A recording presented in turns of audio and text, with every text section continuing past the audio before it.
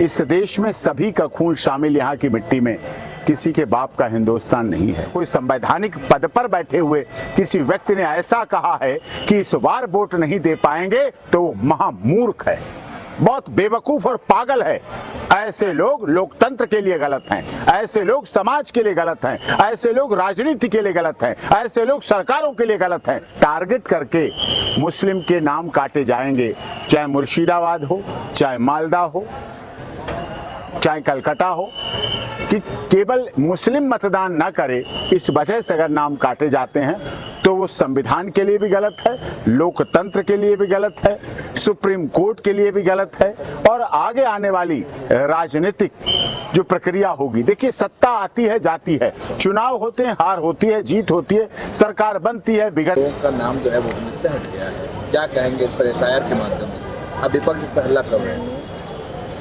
देखिए, बात विपक्ष के हल्ला करने की नहीं है, सत्ता के हल्ला करने की नहीं है। अगर सच में मतदाताओं का नाम हटा है, वो घुसपैठिए नहीं हैं, रोहिंग्या नहीं हैं, बांग्लादेशी नहीं हैं, भारत के हैं, पश्चिम बंगाल के हैं, रविंद्रनाथ टैगोर जी की धरती के हैं, नेताजी सुभाष चंद्र बोस की कर्म भूमि के हैं, गंगा सागर की धरती के हैं, काली कलकत्ते वाली तेरा वचन न जाए खाली की धरती से हैं, जहाँ से राष्ट्रगान शुरू हुआ, जनगण मन अधिनायक जय हे और वंदे मातरम शुरू हुआ। अगर उस धरती के 51 लाख मतदाताओं के मतदान का अधिकार छिना है तो वो गलत है, बिल्कुल गलत है। मैं इसकी बर्दाश्त करता हूँ। लोकतंत्र में चुनाव हमारा संवैधानिक प्रक्रिया है, संविधान के अंतर्गत चुनाव होता है, इलेक्शन कमीशन ऑफ इंडिया इसके लिए जिम्मेदार है और इस पर हमारी माननीय सर्वोच्च न्यायालय honourable chief justice of India खुद उस मामले को देख भी रहे हैं और स्वयं ममता दीदी भी एज ए एडवोकेट माननीय सर्वोच्च न्यायालय आई थी, आप लोगों से मिली भी थी, अदालत में भी पेश हुई। उसके बाद भी अगर कहीं कोई कमी रह जाती है तो निश्चित तौर पर इलेक्शन कमीशन ऑफ इंडिया को सुधार करना चाहिए और चुनाव अब डिक्लेयर हो चुका, नॉमिनेशन हो रहे हैं। आज ममता बनर्जी जी को दिल्ली, जो कि पश्चिम बंगाल की मुख्यमंत्री, उनका भी भवानीपुर से नॉमिनेशन हो रहा है। तो उसके बावजूद भी अभी अगर ये बातें हो रही हैं और इन बातों में कहीं ना कहीं सच्चाई भी अगर है तो ये दुखद है।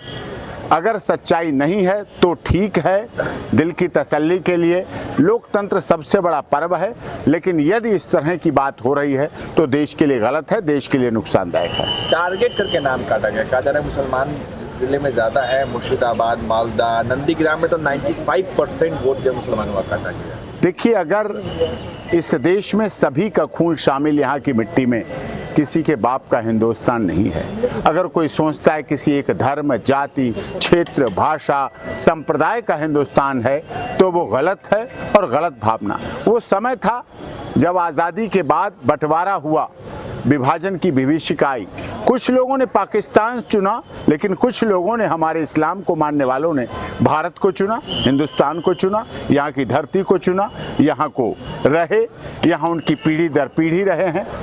तो यहाँ के विकास में अगर डॉक्टर APJ कलाम साहब, शहीद अशफाकुल्लाह खां, अब्दुल हमीद के नाम लिए जाएंगे, रज़िया सुल्ताना का नाम लिया जाएगा, तो फिर किसके लिए लिया जाएगा? अगर टारगेट करके मुस्लिम के नाम काटे जाएंगे, चाहे मुर्शिदाबाद हो, चाहे मालदा हो, चाहे कलकत्ता हो, कि केवल मुस्लिम मतदान ना करे, इस वजह से अगर नाम काटे जाते हैं तो वो संविधान के लिए भी गलत है, लोकतंत्र के लिए भी गलत है, सुप्रीम कोर्ट के लिए भी गलत है और आगे आने वाली राजनीतिक जो प्रक्रिया होगी। देखिए, सत्ता आती है जाती है, चुनाव होते हैं, हार होती है, जीत होती है, सरकार बनती है, बिगड़ती है। आज ममता दीदी इधर हैं, कभी ममता दीदी भारतीय जनता पार्टी की माननीय रेल मंत्री हुआ करती थी।